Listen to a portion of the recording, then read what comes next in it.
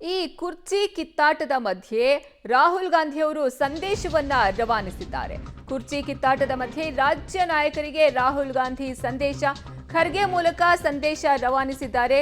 ರಾಹುಲ್ ಗಾಂಧಿ ಆಡಿದ ಮಾತಿಗೆ ಹೈಕಮಾಂಡ್ ಬದ್ಧ ಆಗಿದೆ, ಆದರೆ ಈಗ ಪರಿಸ್ಥಿತಿ ಸರಿಯಿಲ್ಲ, ಸ್ವಲ್ಪ ಸಮಯ ತೆಗೆದುಕೊಳ್ಳುವುದು ಅನಿವಾರ್ಯ ಅನ್ನುವಂತಹ ಮಾತನ್ನ ರಾಹುಲ್ ಗಾಂಧಿ ಅವರು ಹೇಳಿರೋದು ಖರ್ಗೆ ಅವರ ಮೂಲಕ.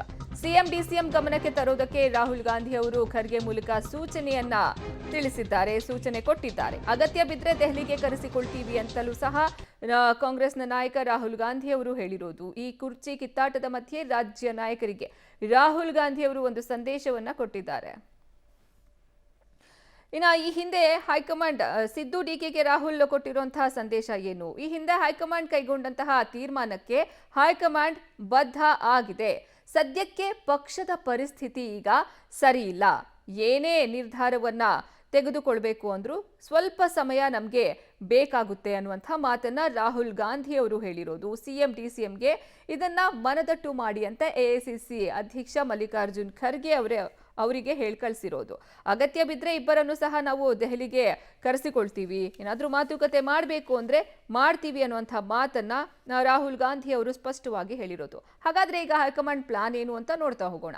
ಸಿಎಂ ಡಿಸಿಎಂ ಜೊತೆಗೆ ಖರ್ಗೆ ಪ್ರತ್ಯೇಕ ಮಾತುಕತೆಯನ್ನ ನಡೆಸೋದು, ಇದು ಹೈಕಮಾಂಡ್ನ ಪ್ಲಾನ್. ನಂತರ ಇಬ್ಬರ ಜೊತೆ ಮಾತುಕತೆಯನ್ನ ನಡೆಸಿ ಹೈಕಮಾಂಡ್ಗೆ ಈ ಕುರಿತಾಗಿ ಏನ್ ಹೇಳಿದ್ರು ಇಬ್ಬರು ಅನ್ನೋದು ವರದಿಯನ್ನ ಸಲ್ಲಿಸುವಂತಹ ಕೆಲಸ ಆಗುತ್ತೆ. ಖರ್ಗೆ ವರದಿ ಬಳಿಕ ಹೈಕಮಾಂಡ್ ತನ್ನ ಮುಂದಿನ ನಿರ್ಧಾರವನ್ನ ತೆಗೆದುಕೊಳ್ಳುತ್ತೆ. ಇಬ್ಬರು ನಾಯಕರು ಏನೇನು ಚರ್ಚೆ ನಡೆಸಿದ್ರು ಅನ್ನೋದ್ರ ಮೇಲೆ ಹೈಕಮಾಂಡ್ ತನ್ನ ಮುಂದಿನ ನಿರ್ಧಾರವನ್ನ ತೆಗೆದುಕೊಳ್ಳುತ್ತೆ. ಅಗತ್ಯ ಬಿದ್ದರೆ ದೆಹಲಿ ಮಟ್ಟದಲ್ಲಿ ಮಾತುಕತೆ ಸಹ ನಡೆಯುವ ಸಾಧ್ಯತೆ ಹೆಚ್ಚಾಗಿದೆ. ಸಿಎಂ ಡಿಸಿಎಂ ಖರ್ಗೆ ನೇತೃತ್ವದಲ್ಲಿ ಮುಖಾಮುಖಿ ಭೇಟಿ ಮಾಡಿಸಿ ಅಲ್ಲಿ ಚರ್ಚೆಯನ್ನ ಮಾಡ್ತಾರೆ. ಡಿಸೆಂಬರ್ ಮೊದಲ ವಾರ ಅಥವಾ ಅಂತ್ಯದಲ್ಲಿ ಈ ಸಭೆ ನಡೆಯುವಂತಹ ಸಾಧ್ಯತೆ ಇದೆ. ಇದು ಹೈಕಮಾಂಡ್ ಪ್ಲಾನ್ ಆಗಿರೋದು. ಮೊದಲಿಗೆ ಅವ್ರ ಜೊತೆ ಪ್ರತ್ಯೇಕ ಮಾತುಕತೆ, ನಂತರ ಇಬ್ಬರು ಮುಖಾಮುಖಿ ಅವರನ್ನ ಭೇಟಿ ಮಾಡಿಸಿ ಮಾತುಕತೆ ನಡೆಸ್ತಾರೆ. ಡಿಸೆಂಬರ್ ಮೊದಲ ವಾರ ಅಥವಾ ಅಂತ್ಯದಲ್ಲಿ ಸಭೆ ನಡೆಸುವಂತಹ ಸಾಧ್ಯತೆ ಇದೆ.